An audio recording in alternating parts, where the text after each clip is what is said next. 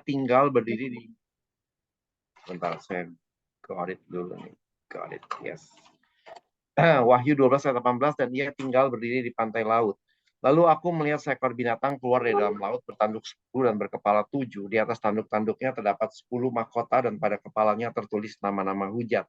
Binatang yang kulihat itu serupa dengan macan tutul dan kakinya seperti kaki beruang, mulutnya seperti mulut singa. Dan naga itu memberikan kepadanya kekuatannya dan tahtanya dan kekuasaannya yang besar. Maka tampaklah kepadaku satu dari kepala-kepalanya seperti kena luka yang membahayakan hidupnya. Tetapi luka yang membahayakan hidupnya itu sembuh. Seluruh dunia heran lalu mengikut binatang itu, dan mereka menyembah naga itu karena ia memberikan kekuasaan kepada binatang itu. Dan mereka menyembah binatang itu sambil berkata, siapakah yang sama seperti binatang ini, dan siapa yang dapat berperang melawan dia? Dan kepada binatang itu diberikan mulut yang penuh kesombongan dan hujat. Kepadanya diberikan juga kuasa untuk melakukannya 42 bulan lamanya. Lalu ia membuka mulutnya untuk menghujat Allah, menghujat namanya dan kemah kediamannya, dan semua mereka yang diam di sorga. Dan ia diperkenankan untuk berperang melawan orang-orang kudus, dan untuk mengalahkan mereka, dan kepadanya diberikan kuasa atas setiap suku, dan umat, dan bahasa, dan bangsa. Dan semua orang yang diam di atas bumi akan menyembahnya, yaitu setiap orang yang namanya tidak tertulis sejak dunia dijadikan di dalam kitab kehidupan dari anak domba yang telah disembelih. Barang siapa bertelinga, hendaklah ia mendengar. Barang siapa ditentukan untuk ditawan, ia akan ditawan. Barang siapa ditentukan untuk dibunuh dengan pedang, ia harus dibunuh dengan pedang. Yang penting di sini ialah ketabahan dan iman orang-orang kudus. Mari kita berdoa. Bapa di dalam surga, kami sudah membaca satu bagian dari firman Tuhan yang diambil dari kitab Wahyu, yaitu satu kitab yang sering kali disalahpahami oleh orang Kristen sebagai satu kitab yang misterius, kitab yang aneh, kitab yang membicarakan tentang masa depan entah di mana, atau tentang masa lalu yang sudah tidak ada relevansinya. Tapi biarlah pada malam hari ini kembali kami mengingat bahwa seluruh firman Tuhan itu memang bermanfaat untuk mengajar dan menyatakan kesalahan, untuk memperbaiki kelakuan kami dan mendidik kami di dalam jalan yang Tuhan sudah tentukan. Kiranya Tuhan menolong agar kami boleh melihat apa relevansi dari Wahyu pasal 13 yang cukup banyak gambaran-gambaran yang asing ini, apa relevansinya bagi kami sebagai orang Kristen yang hidup di tahun 2024 permulaan ini. Pimpin hambamu yang lemah dan terbatas, yang juga tidak luput dari kekurangan dan bahkan juga tidak luput dari dosa ini. Jangan biarkan segala kelemahan dan kekurangannya menjadi satu penghalang dari Tuhan untuk boleh berbicara kepada siapapun Tuhan ingin berbicara. Dalam nama Tuhan Yesus kami berdoa. Amin. Baik Bapak Ibu, tadi kita sudah membaca ya, dan kita tadi sudah mengawali sedikit menyinggung dari ayat pasal 12 ayat 18, dan ia tinggal berdiri di tepi laut. Ini memang menjadi konteks ya, karena ketika membicarakan di dalam Wahyu pasal 12, kita bicara tentang naga ya. Naga itu mungkin saya singkat aja udah pasti banyak yang tahu, itu adalah representasi daripada ular ya. Jadi memang kitab Wahyu ini seperti tadi saya katakan, bukan kitab yang asing banget, tiba-tiba dia nongol entah antah berantah ya, ada tentang cerita-cerita yang kita juga bingung apa. Tapi kitab Wahyu ini sangat berakar kepada perjanjian lama ya, sangat berakar kepada kitab-kitab yang sudah dibicarakan sebelumnya. Jadi wajar dan bagus banget bahwa kitab Wahyu ini ditaruh di paling akhir. Harap-harap orang Kristen itu udah baca semua kitab, baru akhirnya baca Wahyu, gitu ya. Jadi sehingga memberikan banyak pengertian. Sebagai contoh misalnya kita bicara di kitab Kejadian, kita bertemu dengan ular. Nah maka di kitab Wahyu itu yang namanya ular sudah berkembang menjadi naga ya. Jadi apa namanya itu sebenarnya ingin mengatakan bahwa ya sebenarnya sama gitu, ada korelasinya, cuman memiliki intensitas yang semakin dahsyat, yang semakin besar, dan kita tahu bahwa naga di sini adalah iblis. Dan kalau dia tinggal di pantai laut, tadi di ayat 18, ya dikatakan dia tinggal di pantai laut, berdiri di pantai laut. Maksudnya apa? Karena maksudnya adalah dia sebentar lagi mau memanggil ya dua binatang ini. Yang satu binatang yang keluar dari dalam laut, dan yang satu adalah nanti dalam pertemuan berikutnya mungkin kita akan bahas 11 sampai dengan berapa tuh? 11 sampai 18 ya. Binatang yang keluar dari dalam bumi. Jadi dia berdiri di situ untuk memanggil kedua-duanya. Di tepi laut untuk memanggil binatang yang dari dalam laut, dan juga nanti akan memanggil binatang yang dari dalam bumi. Pertanyaannya adalah, ini siapa sebetulnya? Apa sih yang harus kita pahami? Nah, maka kita harus sebenarnya begini ya, prinsip dalam menafsirkan Alkitab adalah kita harus memakai Alkitab untuk menafsirkan Alkitab. Itu adalah cara paling bijaksana. Ketimbang kita memikirkan, wah binatang itu apa ya? Itu ya kayak binatang yang kita lihat di taman apa namanya? Di taman Getsemani lagi, di taman apa tuh? Taman safari misalnya begitu ya, atau di kebun binatang misalnya begitu. Itu binatang juga, tapi ya itu boleh sih, tapi lebih baik, lebih bijaksana kita cek dulu di bagian-bagian yang sebelumnya tentang firman Tuhan, di mana membicarakan tentang binatang. Dan salah satu yang sangat dekat hubungannya dengan ayat ini adalah sebetulnya Daniel pasal 7 ya. Di mana dalam Daniel pasal 7 itu juga Daniel diberikan satu penglihatan tentang binatang ya. Dan binatang di dalam Daniel pasal 7 itu adalah kontras dari anak manusia. Jadi sebelum membicarakan tentang anak manusia, Daniel membicarakan tentang binatang demi untuk membuat satu kontras, yang satu binatang, yang satu anak manusia. Ya, Daniel pasal 7 ayat 4 misalnya, saya coba bacain. Kalau mau ditampilin boleh juga, tapi kalau nggak apa-apa, saya bacain Daniel 7 ayat 4. Misalnya ya, ini contoh aja sih. Sebenarnya mesti baca semua sih dari panjang, tapi nggak usah. Yang pertama, rupanya seperti seekor singa dan mempunyai sayap burung Raja Wali. Aku terus melihatnya sampai sayapnya tercabut dan ia terangkat dari tanah dan ditegakkan pada dua kaki seperti manusia dan kepadanya diberikan hati manusia. Lihat ada kontras antara yang satu binatang yaitu singa, tapi kemudian ditegakkan pada dua kaki seperti manusia dan diberikan hati manusia. Ini sebenarnya bicara tentang siapa? Saya langsung singkat aja, ini bicara tentang Nebukadnezar. Singa di sini adalah melambangkan kerajaan dari Babel ya, dan pemimpinnya pada waktu itu jelas adalah Nebukadnezar. Di dalam Daniel pasal 4 ayat 33 sampai dengan 34, coba boleh juga ditampilkan di sini. Saya kebetulan belum lihat kutipannya, tapi saya udah catat. 4 ayat 33 sampai dengan 34 saya baca ya. Lihat nih, 4, 3, 3, 3, 4. Ya, stop. Pada saat itu juga terlaksanalah perkataan itu atas Nebukadnezar, dan ia dihalau dari antara manusia dan makan rumput seperti lembu, dan tubuhnya basah oleh embun dari langit, sampai rambutnya menjadi panjang seperti bulu burung Raja Wali, dan kukunya seperti kuku burung. Tetapi setelah lewat waktu yang ditentukan, aku, Nebukadnezar, menengadah ke langit, dan akal budiku kembali lagi kepadaku, lalu aku memuji yang maha tinggi dan membesarkan dan memuliakan yang hidup kekal itu, karena kekuasaannya ialah kekuasaan yang kekal dan kerajaannya turun-temurun. Jadi artinya apa yang dimaksud dengan binatang? Binatang itu adalah makhluk hidup yang tidak bisa mempermuliakan Allah yang maha tinggi, yang tidak bisa memuji yang maha tinggi, yang tidak bisa memuliakan yang hidup, yang tidak mengerti bahwa Allah itu adalah Dia yang kekuasaannya adalah kekuasaan. Sedangkan manusia ketika disebut dikatakan diberi hati manusia, artinya dia diberi satu kemampuan untuk melihat Tuhan dan dia akhirnya memuji Tuhan. Ini dulu yang mesti kita pegang. Perbedaan antara binatang dengan manusia. Jadi di dunia ini banyak orang yang kelihatannya seperti manusia, tapi dia tidak mengenal Tuhan, dia tidak memuji Tuhan, dia tidak meninggikan Tuhan. Di mata Tuhan sebetulnya itu mirip binatang. Ya, makanya ada perubahan ya dari Daniel 7 ayat 4, orang itu tadinya disebut rupanya seperti singa, punya sayap buyung raja, tapi habis itu diangkat lalu dia ditegakkan dan dia diberi hati manusia. Itu maksudnya waktu dia diberi hati manusia, artinya pada saat itu dia bisa memuliakan Tuhan. Itu artinya dari perbedaan antara binatang dengan manusia. Ya, wujudnya bisa manusia ya. Nah, jadi kalau kita di sini dikatakan ada binatang yang keluar dari dalam laut ya. Jadi apa maksudnya? Nah, laut juga kita nggak bisa sembarangan menafsir. Oh, laut ya itu ya kayak laut di pantai bagus apa? Bukan. Laut itu kita harus mengingat kepada Kejadian pasal 1 ya. Kita berbicara bagaimana apa? Bumi belum berbentuk dan kosong, lalu samudra raya ya, gelap gulita samudra raya. Jadi laut itu melambangkan apa? Chaos ya, chaos atau chaotic power atau kekuatan yang apa namanya? Rusak gitu, kekuatan yang merusak, kekuatan yang menghancurkan, kekuatan yang penuh dengan kekacauan. Jadi ketika dalam Kejadian pasal 1, tandanya bahwa Tuhan tidak hadir adalah apa? Atau ketika Tuhan tidak hadir, maka yang ada adalah apa?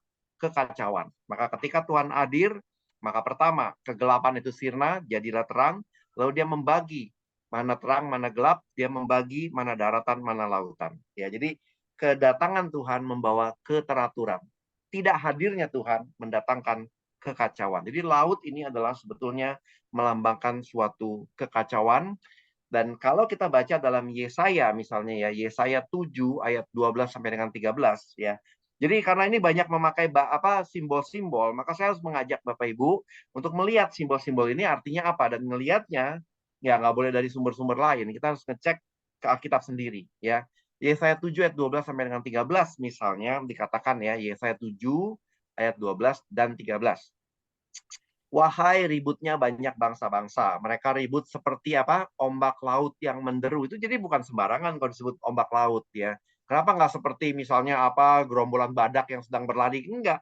Kenapa ngomongnya ombak laut? Ya karena sudah dibahas dari awal kejadian, membahas tentang laut, membahas tentang samudra, itu berbicara tentang kekacauan, tentang sesuatu yang keotik, sesuatu yang tidak disukai oleh Tuhan ya. Seperti ombak laut yang menderu, gaduhnya suku-suku bangsa, mereka gaduh seperti gaduhnya air yang hebat.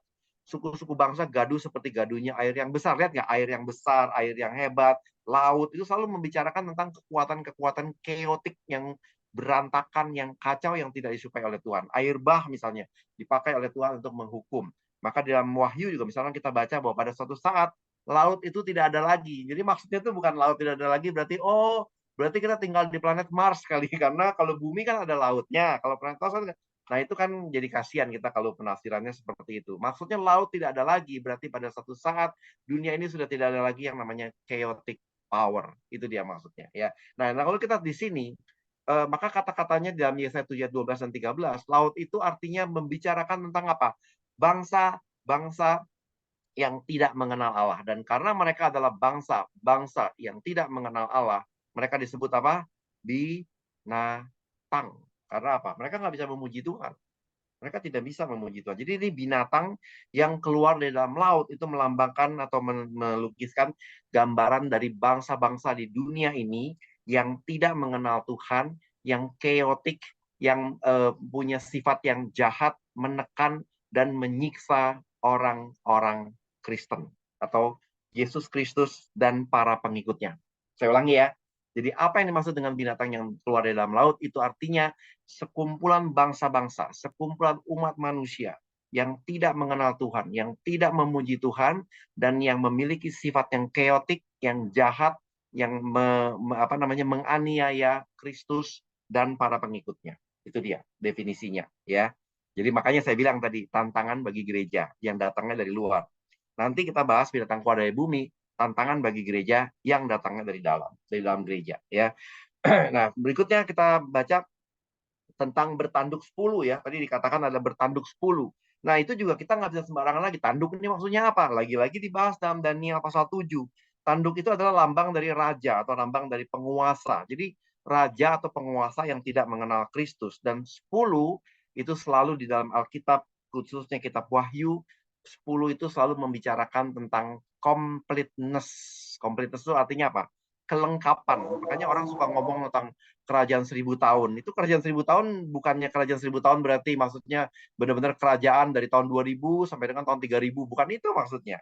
1000 tahun itu artinya apa? 10 kali 10 kali 10. 10-nya ada 3. Jadi completeness dan 3 itu adalah lambang dari angkanya Tuhan. Jadi suatu kerajaan yang sempurna, yang dipimpin oleh Tuhan, dan kerajaan yang komplit gitu. Itu artinya 10, 10, 10 atau 1000. Ya, misalnya begitu ya.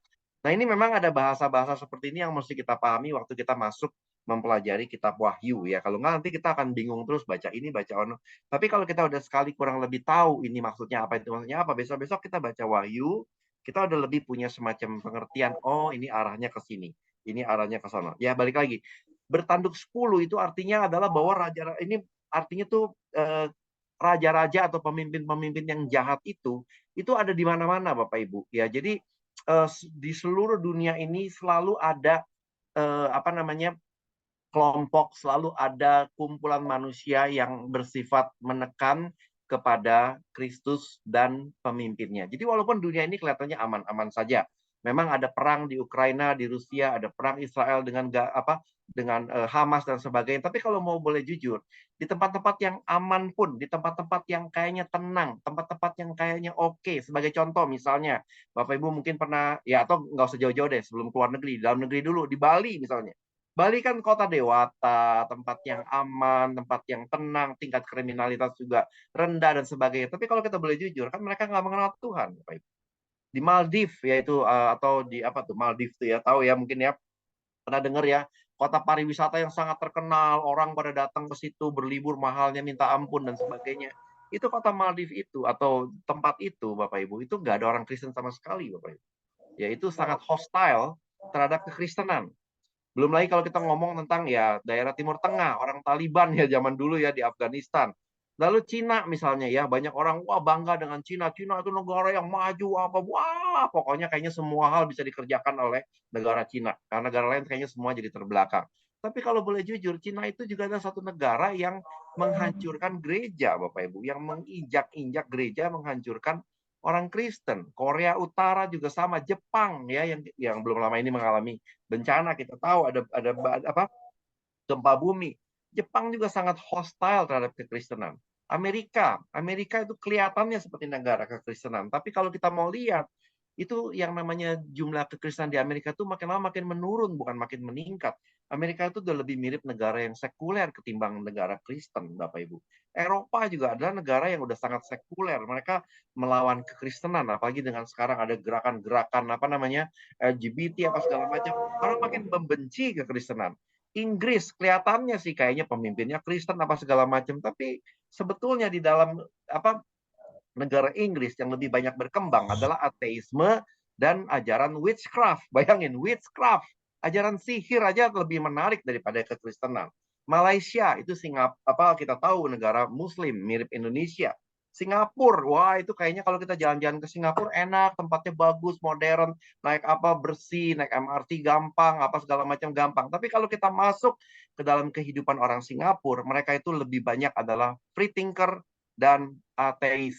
Singkatnya adalah nggak ada satu negara pun di dunia ini yang tidak kejam, yang tidak menekan kekristenan, walaupun mungkin ada yang sifatnya halus, ada yang sifatnya kejam kayak di Cina misalnya, orang Kristen dibantai-bantain, pendeta ditangkap-tangkapin di penjara, dikasih makan kotoran manusia apa segala macam. Tapi ada juga yang santai-santai, misalnya kelihatannya baik-baik saja seperti Bali, Maldives, Singapura, kayaknya semuanya baik. Tapi di sini kita baca ya, bertanduk 10 Bapak Ibu. Artinya tuh sebenarnya bukan cuma di apa ya, nggak ada satu negara pun sebenarnya yang tidak menekan kekristenan tuh nggak ada Bapak Ibu. Semuanya begitu. Bahkan yang katanya the so-called negara-negara Kristen, the so-called kantong-kantong Kristen, Bapak Ibu memang kirain yang namanya kantong-kantong Kristen itu kalau datang ke sana. Saya waktu tahun berapa tuh ya? Kan saya pergi sempat ya ada kesempatan pergi ke Medan, Bapak Ibu. Medan kan itu kita tahu kalau kita jalan ya itu apalagi di Pulau Samosir ya. Itu naik motor atau kelilingin Pulau Samosir itu yang namanya gereja banyaknya minta ampun Bapak Ibu. Tapi apakah kita bilang bahwa di situ orangnya pada mengenal Tuhan? Sorry, tanda tanya sih Bapak Ibu terus terang aja. Ya apakah mereka benar-benar mengerti ya apa namanya kekristenan itu seperti apa gitu ya? Apa yang dibicarakan dalam Alkitab itu kayaknya kekristenan itu udah lebih mirip sebuah tradisi saja ketimbang sebagai suatu kehidupan yang sungguh-sungguh mengubahkan, sungguh-sungguh membebaskan orang Kristen. Jadi ini kalimat ini sangat relevan kalau dibilang bertanduk 10 itu sebenarnya di seluruh dunia ini semua negara, semua daerah itu sebetulnya hostile terhadap kekristenan. Cuman ada yang sifatnya langsung menyerang, ada yang sifatnya no, no gitu ya, pokoknya nggak mau begitu ya.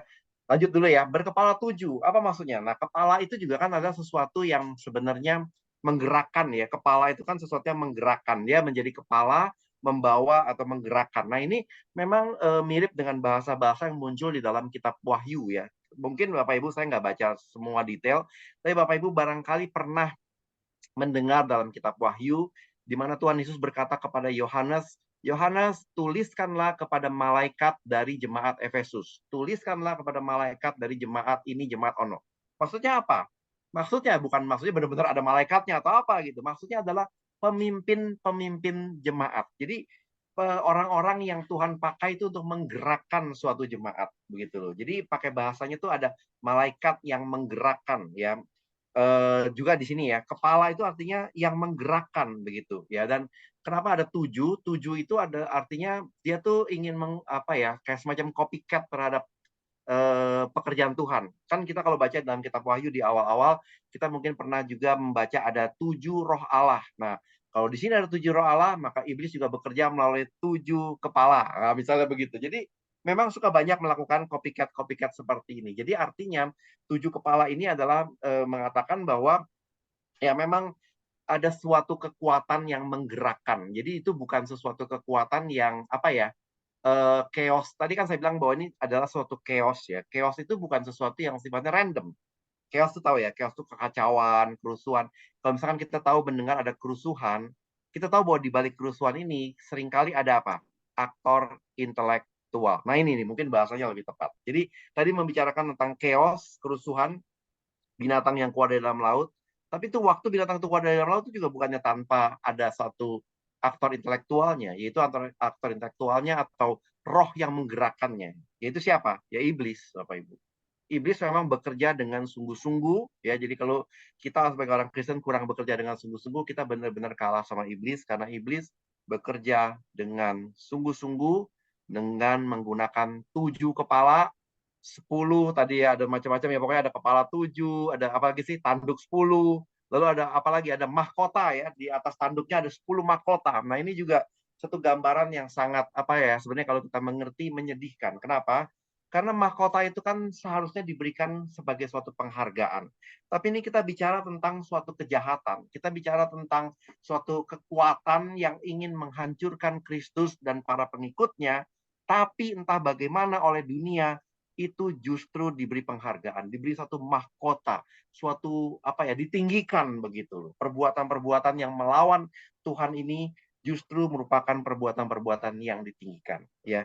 Dan itu kan terjadi di seluruh dunia, Bapak Ibu. Ya, terjadi di seluruh dunia kok. Ya, jadi apa ya, manusia itu sebenarnya ya kita sih tahu ya agama Kristen apa segala macam, ajaran Kristen apa segala macam. Tapi tahu nggak sih, seringkali sebenarnya dalam hidup kita ya, kan saya bilang ya bahwa ini ajaran kan relevan kepada kita semua. Jadi ya mungkin tanpa sadar ya, kita itu ke apa ya, sebenarnya jauh lebih mengagung-agungkan cara dunia, Bapak Ibu. Nih ya, saya ambil contoh satu aja. Mungkin kalau Bapak Ibu merasa ini hal yang abstrak, saya kasih contoh satu ya. Kita ini kan dalam hidup ini jauh lebih mudah menerima gaya hidup kompetisi, Bapak Ibu, ketimbang gaya hidup yang berbelas kasihan kepada orang lain.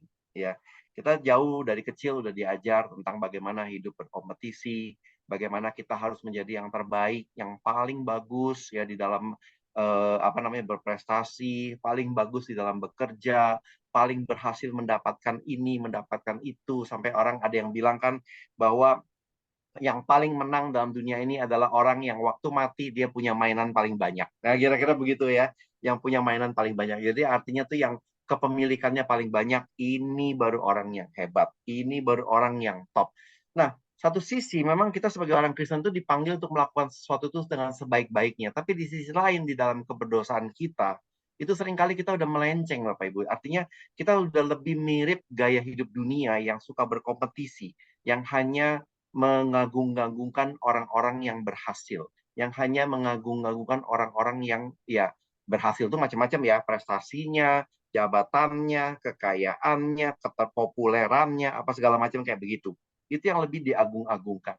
Sedangkan kekristenan sebetulnya inti dari kekristenan itu yang diagungkan apa? Atau yang diajarkan?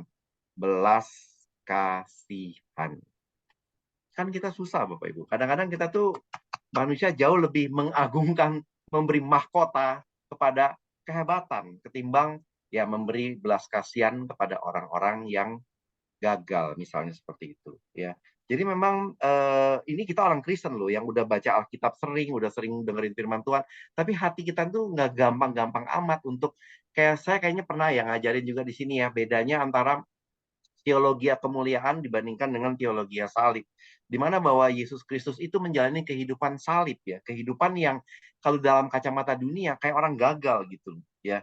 Udah nggak ganteng ya, terus juga malah kayaknya boro-boro menang, malah mati lagi di kayu salib. Waktu mati semua orang pada tahu, waktu bangkit yang tahu cuma sedikit.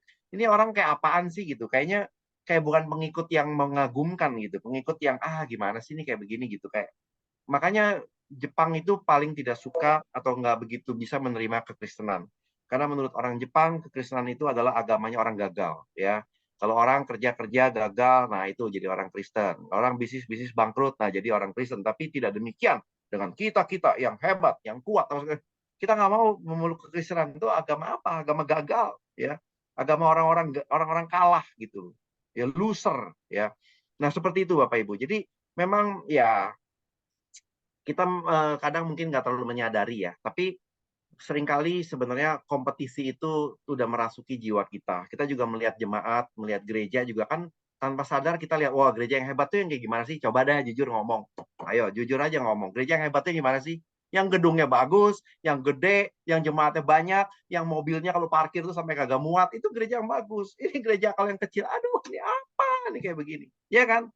Nah lihat, ini membuktikan bahwa ini betapa relevannya kata-kata ini, bahwa kita pun bahkan sebagai orang Kristen kadang-kadang cara pandangnya pun actually nggak selalu Kristen Bapak Ibu, lebih mirip orang dunia sebetulnya. Tapi ya inilah ya gunanya, bedanya kita mungkin orang lain nggak sempat dengar kalimat-kalimat ini, tapi kita kan baca Alkitab, kita tahu bahwa oh itu bahayanya Bapak Ibu, ya bahayanya di situ. Ternyata kita sendiri pun nggak kebal terhadap dosa-dosa seperti ini, ya termasuk saya juga gitu. Saya juga sama manusia juga gitu. Kadang-kadang kita juga udah biasa hidup tuh berkompetisi, kita ngelihat kalau saingan kita kalah atau dia tiba-tiba mengalami celaka, ya kita syukurin gitu. Syukur berarti saingan gua tambah kurang. Itu memang sulit, namanya kita tuh kalau boleh jujur kita ya orang berdosa ya kayak begitu ya.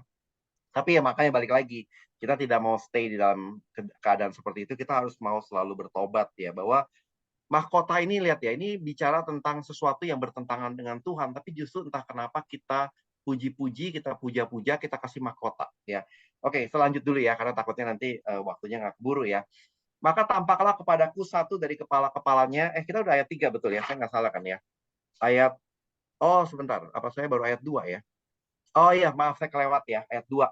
Binatang yang kulihat itu serupa dengan macan tutul dan kakinya seperti kaki beruang dan mulutnya seperti mulut singa, dan naga itu memberikan kepadanya kekuatan dan tahtanya dan kekuasaannya yang besar. Jadi kita lihat di sini ya, ini ada lagi kata-kata macan tutul, kakinya beruang, mulutnya seperti mulut singa, naga. Ini coba bayangin, kalau kita disuruh melukis saja kita bingung loh. Ini lukisan binatang apa ini kayak begini. Tapi ya memang nggak perlu dilukiskan anyway, Bapak Ibu. Ini semua adalah gambaran atau gabungan dari semua binatang yang pernah muncul lagi-lagi di Daniel pasal 7. Daniel pasal 7 ada bicara tentang singa. Nah, waktu Daniel disampaikan itu di abad ke-7 sebelum Masehi, mungkin Daniel belum mengerti, tapi kita yang udah hidup setelah Daniel, kita kurang lebih bisa mengerti. Singa itu melambangkan kerajaan Babel. Lalu habis itu muncul beruang. Beruang itu melambangkan kerajaan Media Persia. Setelah itu muncul macan tutul. Macan tutul itu melambangkan kerajaan Yunani.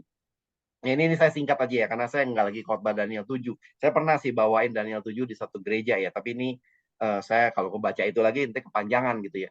Tapi itu binatang yang bergigi besi, yaitu melambangkan apa? Nah, ada yang bilang bahwa itu melambangkan Romawi ya, karena habis ngomongin binatang bergigi besi, habis itu muncullah pembicaraan tentang maka aku melihat anak manusia. Jadi kita ngelihat bahwa kerajaan Romawi dengan kelahiran Kristus itu kan kurang lebih bersamaan gitu ya. Maka ada yang bilang bahwa binatang bergigi besi ini adalah kerajaan Romawi. Tapi ada juga yang bilang sebenarnya enggak, bukan kerajaan Romawi, tapi itu ya melambangkan kekuatan jahat yang apa secara umum, secara general ada waktu Kristus ada. Jadi waktu Tuhan Yesus dibunuh, Tuhan Yesus itu kan bukan cuma dibunuh oleh orang Romawi, Bapak Ibu. Tapi dia dibunuh oleh Romawi juga, dibunuh oleh orang Yahudi juga, ya dibunuh oleh pemimpin agama juga. Jadi udah jadi general gitu. Kalau yang tadi kan kayaknya agak spesifik ya. Ini singa, ini melambangkan kerajaan Babel. Beruang, ini melambangkan kerajaan Media Persia. Ini macan tutul, melambangkan kerajaan Yunani. Nah, waktu itu kerajaan binatang yang keempat, bergigi besi dan sebagainya itu serem banget. Itu kayaknya nggak melambangkan kerajaan Romawi saja, tapi melambangkan seluruh kekuatan jahat yang ada di dunia, yang waktu itu turut serta bekerja membunuh Yesus Kristus di zaman ketika Tuhan Yesus datang. Nah, sekarang di sini dalam Wahyu, ini lebih gila lagi. Ini binatangnya macan tutul, tapi kakinya kayak beruang. Kalau yang tadi kan ya macan tutul aja, beruang ya beruang aja, singa aja. Tapi kalau ini udah jadi anjur-anjuran nggak karu-karuan. Macan tutul, kakinya seperti beruang, mulutnya seperti mulut singa. Kita ngebayangin aja udah susah, setengah mati nih binatang apa gitu. Memang nggak perlu dibayangin, karena ini hanya ingin mengatakan suatu kekuatan general yang berkuasa di seluruh dunia yang bersifat menganiaya Kristus dan juga menganiaya umat Allah yang yang mengikut Kristus dengan sungguh-sungguh. Ya, kira-kira seperti itu. Ayat 3. Maka tampaklah kepadaku satu dari kepala-kepalanya seperti kena luka yang membahayakan hidupnya, tapi luka yang membahayakan hidupnya itu sembuh. Seluruh dunia heran lalu mengikut binatang itu. Nah, ini maksudnya apa? Nah, kita maksudnya begini ya. Jadi waktu Tuhan Yesus itu bekerja bersama dengan para pengikutnya ya, mungkin termasuk kita juga dalam segala pelayanan kita. Itu bukan berarti kekuatan jahat itu sama sekali tidak ada efeknya. Ya pasti dong kalau orang Kristen sungguh-sungguh bekerja di dunia ini. Tuhan Yesus juga waktu dia melayani dengan sungguh-sungguh, pasti bukan nggak ada efeknya. Ada dong efeknya. Ada dong orang-orang yang akhirnya jadi percaya. Ada dong orang-orang yang akhirnya terpengaruh. Ada dong orang yang akhirnya hidupnya diubahkan. Kita juga waktu kita melayani, ada dong orang yang akhirnya jadi percaya. Ada orang yang akhirnya hidupnya diubahkan. Ada itu. Dan waktu itu ada, sebetulnya itu melukai kerajaan yang sebelah sana gitu. Kira-kira begitu gambarannya. Jadi itu melukai kekuatan jahat. Tapi coba lihat, yang luka banyak gak? Cuma 1 dari 7, Bapak Ibu. Nggak banyak. Nggak banyak, Bapak Ibu. Jumlahnya dikit, cuma 1 dibandingin 7. Ya, jadi nggak banyak. Jadi luka itu ditimbulkan oleh Tuhan, ya kan kita tahu bahwa dalam kejadian itu Tuhan mengadakan permusuhan, Tuhan mengadakan peperangan antara ular dengan wanita ini, antara keturunanmu dengan keturunan wanita ini, gitu kan ya. Ada peperangan. Yang namanya peperangan itu kan saling melukai. Nah, di dalam konteks ini kalau kita baca, yang terluka di pihak sana itu cuma 1 dari 7 aja, cuma 1 dari kepalanya seperti kena luka yang membahayakan, ya. Tapi nggak banyak Bapak Ibu, cuma 1 dari 7 dan bukan cuma itu, ya. Apa lagi dikatakan? Udah kita sembuh lagi lukanya. Waduh, ini kita bingung juga ya. Dan bahkan sepertinya kejahatan itu memang selalu bangkit lagi. Dan ini kan relevan Bapak Ibu. Kalau kita lihat di dalam dunia ini, itu nggak pernah yang namanya kekuatan jahat itu habis Bapak Ibu. Sebagai contoh paling gampang deh, waktu Tuhan Yesus mati di kayu salib, ada nggak orang yang percaya? Ada. Tapi apakah seluruh dunia? Enggak juga. Ngerti nggak? Jadi satu sisi kelihatan ada dampaknya bagi dunia yang baik, ada dampaknya untuk menghancurkan dunia yang jahat. Tapi kalau kita bilang bahwa sejak Tuhan Yesus mati di kayu salib, seluruh dunia jadi percaya, kan kagak Bapak Ibu. Sedikit sekali Bapak Ibu. Dan bahkan kalau sampai sekarang, kalau kita mau bilang dalam konteks ukuran manusia, pekerjaan Yesus Kristus itu sebenarnya kelihatan seperti gagal. Kenapa tahu gak? Dia udah investasi mati-matian, dia udah datang dari surga, datang ke dunia dengan segala pengorbanan yang nggak kira-kira. Sampai matinya habis-habisan nggak karu-karuan seperti itu. Tapi lihat yang percaya kepada dia berapa banyak Bapak Ibu. Kalau kita googling hari ini, itu yang percaya di seluruh dunia itu cuma sepertiga dari penduduk dunia yang mau percaya. Atau setidak-tidaknya teridentifikasi sebagai orang Kristen itu sepertiga. Kita bilang sepertiga banyak. Jangan lupa yang lebih banyak kan 2/3. Emang kita lupa matematika. Bahwa 2/3 kan jauh lebih banyak daripada sepertiga. Ya kan? Itu satu. Kedua, yang di sepertiga ini pun itu kan terlalu general Bapak Ibu. Itu termasuk orang Kristen yang nggak jelas Bapak Ibu. Orang Kristen yang mungkin juga nggak pernah baca Alkitab dan sebagainya. Tapi orang Kristen yang benar-benar sungguh-sungguh itu jumlahnya jauh lebih sedikit. Bisa bayangin nggak sih, kita udah Tuhan Yesus sudah mati-matian investasi, melakukan segala yang terbaik untuk Bapaknya. Sedikit aja gitu yang akhirnya benar-benar percaya sama dia. Ini dia. Ya, jadi kita mengerti ini, kita jadi nggak despair gitu, nggak, ya kok cuma gitu. Oh enggak, memang Tuhan udah ngomong kok. Memang akan kejadiannya seperti itu. Dia sudah katakan di dalam Alkitab bahwa memang kerajaan yang sebelah sana itu akan dilukai betul, tapi sedikit saja. At least baru berdasarkan Wahyu pasal 13 ya, supaya Bapak Ibu juga jangan putus asa. Wahyu kan nggak cuma sampai pasal 13, tapi kan bisa lanjut. Pada akhirnya memang menang, tapi ini kita belum ya, kita juga kan sekarang masih belum. Kita kan belum kiamat kan. Kita masih hidup di zaman ya ini seperti sebelum kedatangan Tuhan Yesus yang kedua. Ini masih sekarang ini. Ya sekarang ini kejadiannya seperti ini. Jadi kalaupun kita menang atau kelihatannya seperti apa ya. Jadi mungkin Bapak Ibu ya, kalau saya bahas sejarah sedikit ya. Waktu Tuhan Yesus datang, ya Tuhan Yesus mati, bangkit, dia naik ke surga, lalu digantikan oleh murid-muridnya. Lalu muncullah apa yang disebut dengan kekristenan. Wah, kayaknya satu hal yang luar biasa ya. Lalu muncul gereja apa segala macam. Tapi Romawi menyiksa, Romawi menindas orang-orang Kristen. Wah, orang Kristen setengah mati disiksa, termasuk waktu Wahyu ini ditulis, itu juga zaman penyiksaan sangat luar biasa besar oleh Kaisar Domitian. Ya, makanya ditulis Wahyu ini untuk menghibur orang-orang yang sedang disiksa. Ya, tapi pada satu titik tiba-tiba salah seorang dari kaisar itu, yaitu Kaisar Konstantin, itu menjadi Kristen, Bapak Ibu. Ya, menjadi Kristen. Sehingga yang tadinya kekristenan itu disiksa, ditindas, ditekan segala macam, tiba-tiba karena kaisarnya berubah menjadi Kristen, akhirnya tiba-tiba kekristenan itu menjadi apa? Agama negara, Bapak Ibu. Sehingga kalau kita kadang suka terkecoh, kita pikir, wah luar biasa nih. Sekarang tiba-tiba orang Kristen jadi banyak. Pada satu titik mungkin kita bilang, inilah saatnya kerajaan yang neraka sana dikalahkan oleh kerajaan sorga. Benarkah begitu? Tidak ternyata. Kelihatannya kayaknya begitu. Tapi apa? Justru gara-gara sekarang kekristenan itu dibuat jadi agama negara, tiba-tiba orang Kristen jumlahnya jadi banyak. Cuma sayangnya orang yang jumlah banyak ini adalah orang Kristen yang masuk tidak, seperti yang saya pernah bahas ya, masuk tidak melalui pintu, Bapak Ibu. Tidak melalui, kan Yesus Kristus adalah pintu, tapi ini masuknya bukan karena pintu, tapi bukan karena Kristus, tapi karena politik. Sehingga akhirnya banyak orang Kristen yang sebetulnya tidak mengenal Tuhan, agamanya doang yang agama Kristen. Sehingga akhirnya apa? Masuk ke dalam kerajaan apa?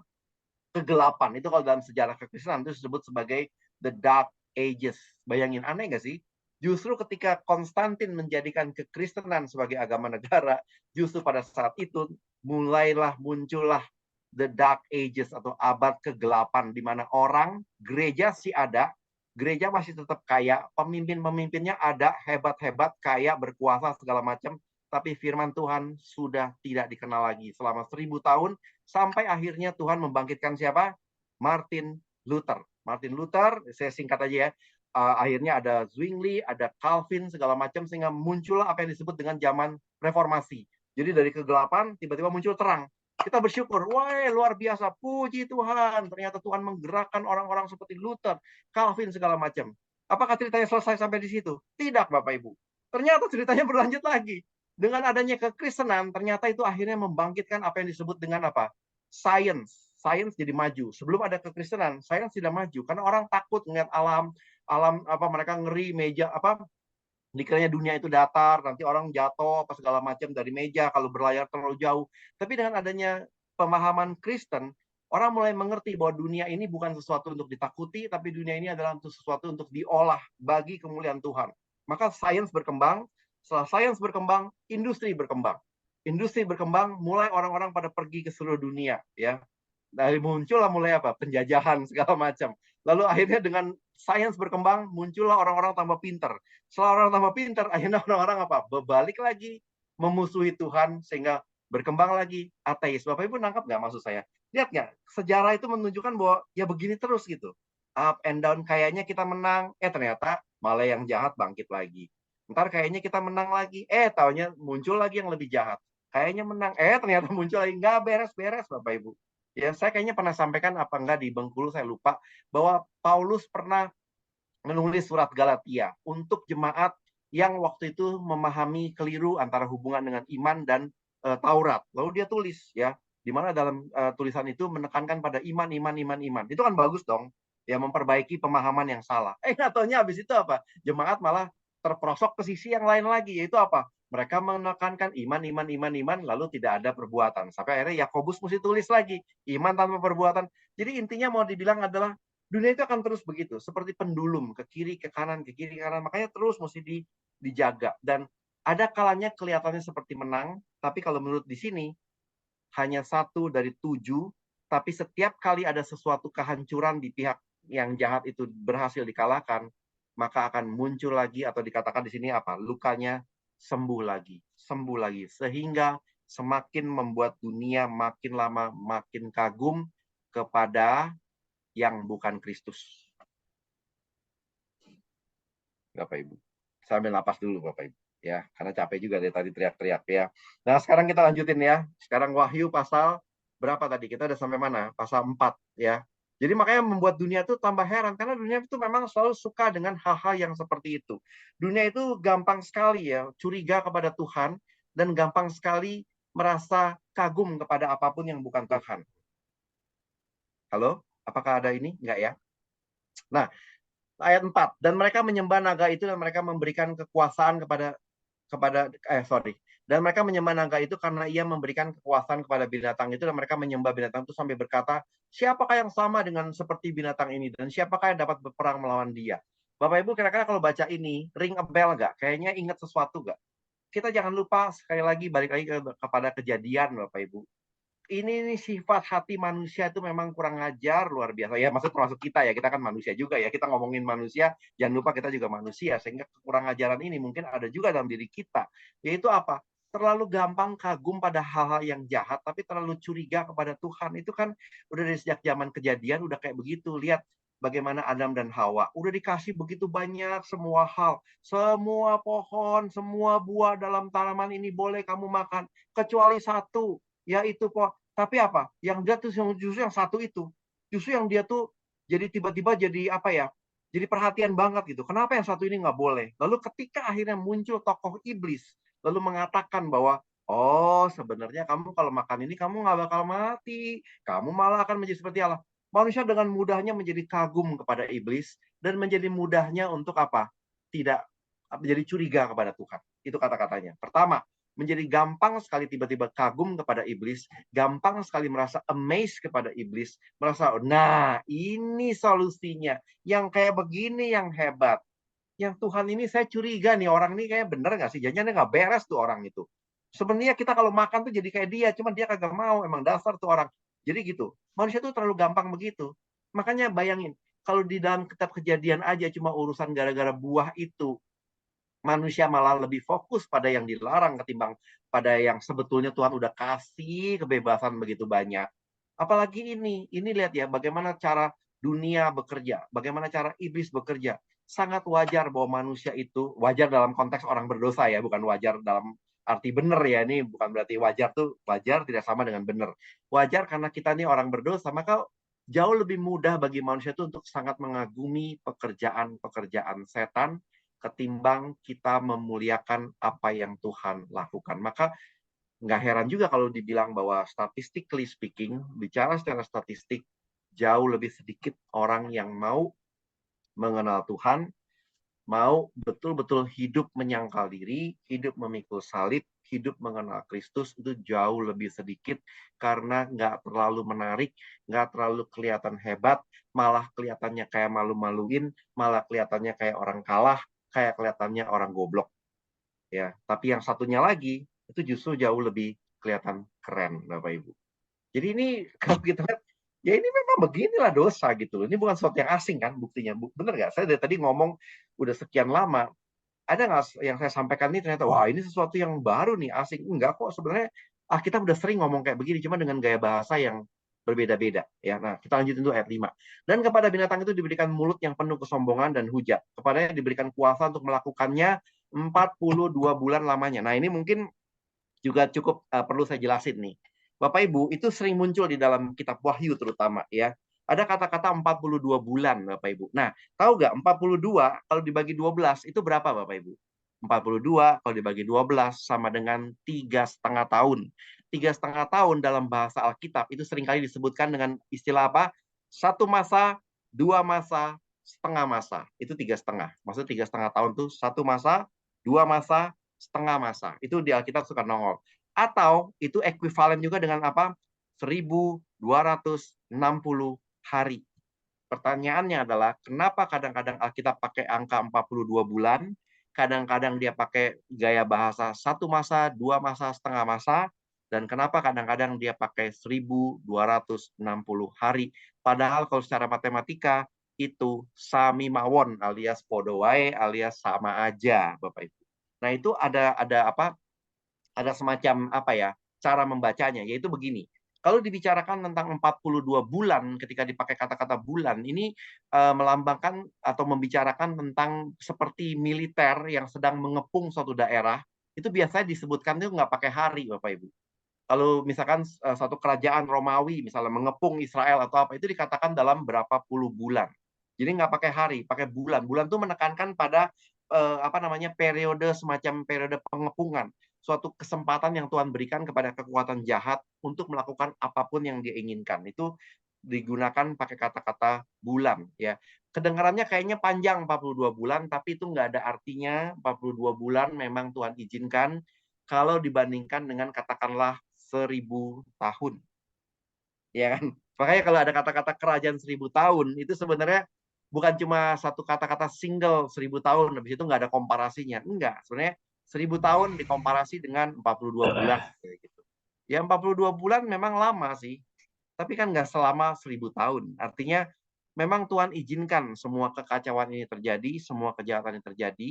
Memang kayaknya lama betul, tapi itu nggak ada artinya dibandingkan dengan kemuliaan. Itu persis seperti kata-kata Paulus ya. Sebab aku yakin bahwa segala penderitaan di dalam dunia ini tidak dapat dibandingkan dengan apa? Kemuliaan yang akan dinyatakan kepada kita. Nah, ini gaya bahasanya Paulus itu pakai gaya bahasa kita normal sehari-hari, ini Wahyu ini pakai gaya bahasa simbolik. 42 bulan, aduh penderitaan itu betul Tuhan izinkan. Ya, tapi itu tidak ada apa-apanya, tidak ada bandingannya dibandingkan dengan kerajaan 1000 tahun yang Tuhan akan nyatakan kepada kita, ya. Nah, sedangkan kalau hari itu bicara tentang biasanya itu hari itu bicara ditekankan adalah hari lepas hari. Sebagai contoh misalnya tadi kita sempat baca ya, bahwa perempuan itu dipelihara di padang gurun selama 1260 hari. Itu kan sama juga, 42 bulan juga sebenarnya. Tapi kenapa hari? Karena mau ditekankan bahwa Tuhan waktu memelihara manusia, dia memeliharanya apa? Hari demi hari. Sedangkan kalau bicara tentang 1 masa, 2 masa, setengah masa, itu artinya membicarakan begini. Waktu Tuhan mengizinkan kejahatan itu terjadi, pertama itu adalah 1 angkanya. Lalu akhirnya dari 1 meningkat menjadi 2. Itu artinya apa? Kejahatan itu makin lama makin meningkat. Ya, dari 1 ke 2. Tapi habis itu, dari 2 turun ke 1 atau apa? Bukan turun ke 1. 1, 2, tiba-tiba setengah. Maksudnya apa? Maksudnya adalah waktu Tuhan akhirnya menghentikan kejahatan, Tuhan itu akan melakukannya dengan tiba-tiba. Jadi kejahatan itu dibiarkan naik ke atas 1 masa, 2 masa, tiba-tiba setengah masa. Tuhan itu tiba-tiba bisa bertindak, tiba-tiba kejahatan itu mendadak hilang. Contohnya apa? Oh, contohnya banyak Bapak Ibu.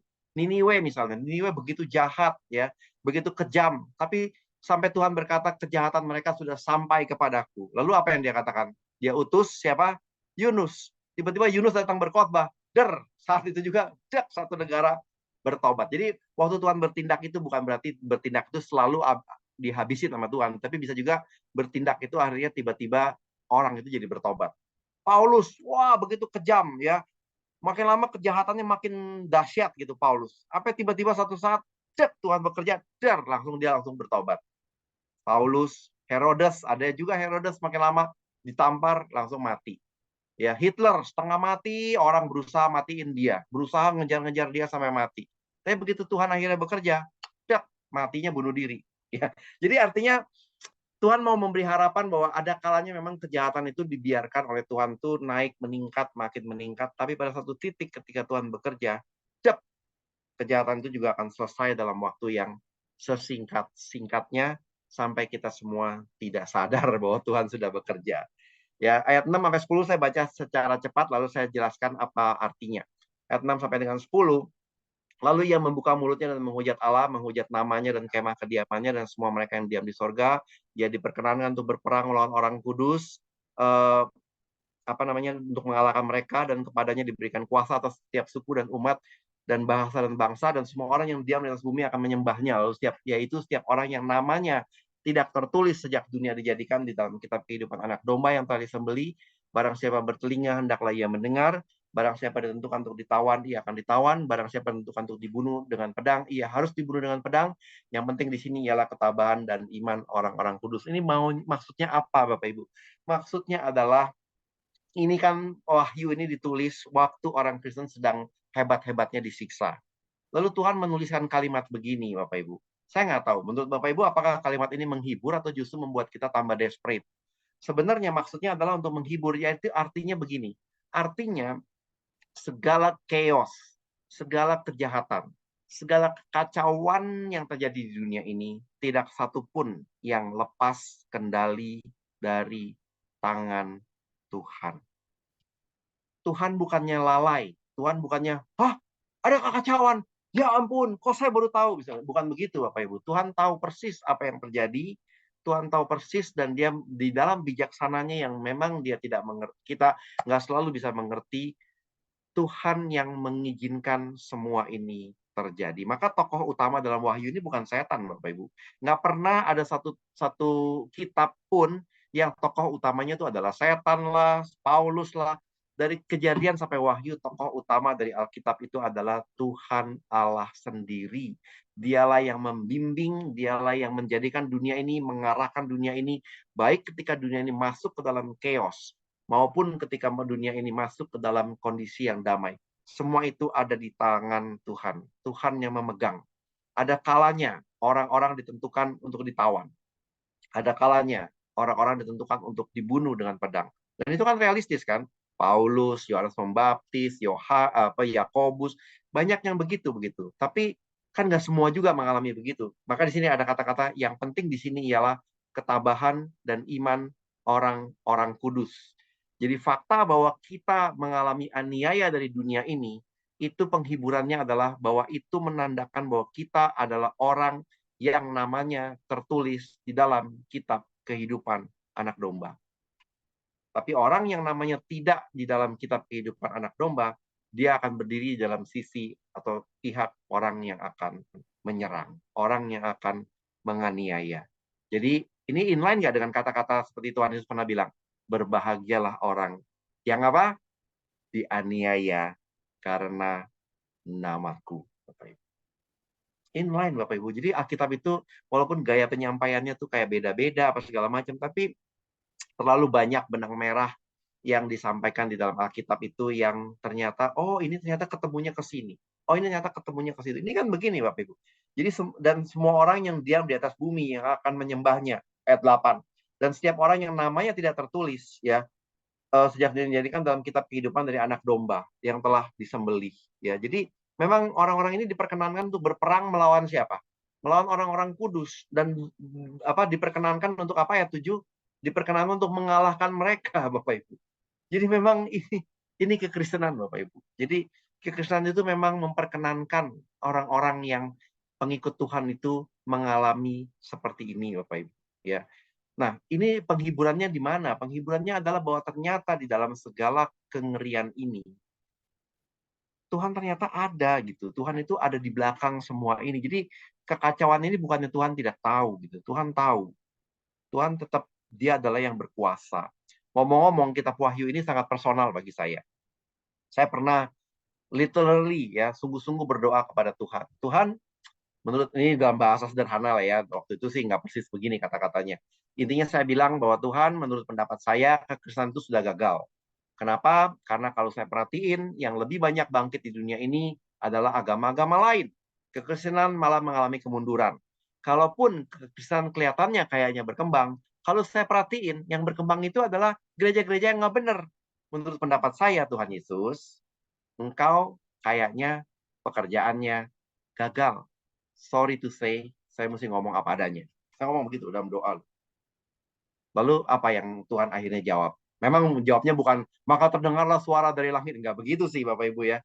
Dalam pergumulan saya akhirnya setelah saya bergumul, saya kan merasa gini ya. Tuhan itu kan sama kita, ya kita harusnya menjalin hubungan tuh apa adanya sama Tuhan. Jadi kalau kita punya pikiran apa, ya saya sampaikan aja dalam doa saya pribadi. Tuhan Yesus, menurut pendapat saya, menurut kacamata saya, kekelihatannya kekristenan itu udah gagal gitu. Karena satu, saya perhatiin yang lebih menarik itu adalah agama-agama lain. Mereka pada bangkit, di mana-mana bangkit. Islam bangkit, apa pada bangkit. Kalaupun kekristenan kayaknya bertumbuh, kalau saya perhatiin, yang bertumbuh itu gereja-gereja yang ngawur, Bapak Ibu. Bukan gereja yang benar. Gereja yang benar kayaknya biasa-biasa aja, nggak bertumbuh-bertumbuh amat. Jadi boleh nggak saya simpulkan bahwa kekristenan itu adalah gagal? Kalau jawaban Tuhan adalah apa? Nofisar, baca kitab Wahyu. Itu jawabannya. Dan sejak itu saya mendalami kitab Wahyu. Wah, saya baca kitab Wahyu terus, saya baca komentarnya, saya baca ini, dan akhirnya saya justru malah mendapat penghiburan. Penghiburannya apa? Yaitu bahwa ternyata bukannya gagal, ini kita belum selesai memang dunia ini. Bahwa memang saat ini kita masih hidup di zaman di mana Tuhan mengizinkan orang berperang melawan orang kudus, Tuhan mengizinkan orang-orang mengalahkan kita, Tuhan mengizinkan ya orang-orang yang namanya dalam kitab kehidupan anak domba itu mengalami aniaya. Yang terpenting di sini adalah ketabahan dan iman kita sebagai orang kudus. Saya nggak tahu, mudah-mudahan apa yang akhirnya saya terhibur loh Bapak Ibu. Saya baca kitab Wahyu ini, saya malah langsung jadi minta maaf kepada Tuhan. I'm sorry, Dulu saya salah gitu. Dulu kayaknya saya belum baca kitab Wahyu dengan teliti, saya bilang gitu. Sekarang setelah saya baca kitab Wahyu dengan teliti, pandangan saya sudah lebih tepat terhadap dunia ini, sehingga saya juga tidak bisa ekspektasi bahwa dunia ini akan menjadi beres dalam segera. Bukan berarti kita orang-orang yang nggak punya harapan. Oh, enggak. Kitab Wahyu kan kalau dibaca terus, kita tahu bahwa pada akhirnya semua ini akan beres kok. Cuma sekarang belum. Sekarang ini kita masih dalam masa penantian. Seperti orang perjanjian lama menantikan kedatangan Kristus. Demikian kelahiran Kristus di Bethlehem itu ya. Demikian pula kita sekarang orang-orang dalam perjanjian baru sedang menantikan Kristus yang akan datang kedua kali. Tetapi dalam masa antara-antara ini, kita memang belum melihat semua itu. Itu semua, makanya Tuhan bilang yang penting di sini adalah apa? Ketabahan dan iman. Atau kalau saya pakai bahasa-bahasa khotbah yang sebelumnya, yang penting di sini adalah apa? Persiapan. Seperti apa? 5 gadis bijaksana. Yang penting di sini adalah bagaimana kita tetap hidup bergantung kepada Tuhan. Seperti belajar untuk menyerahkan kepada Tuhan Yesus Kristus. Ingatlah akan aku jika engkau kembali sebagai raja. Ya, jadi semua ini ya memang inilah realita Bapak Ibu. Yang nggak mau terima ini ya berarti memang nggak mau terima realita. Akhirnya akan berakhir dengan kekecewaan. Kenapa sih di dunia ini selalu ada penderitaan? Kenapa sih gereja kok kayak begini? Kenapa sih? Akhirnya jadi kayak saya, kayak dulu saya bilang Tuhan, terus terang aja menurut saya gereja itu gagal. Tapi Tuhan bilang bukan gagal. Lu kurang baca Wahyu, itu masalahnya.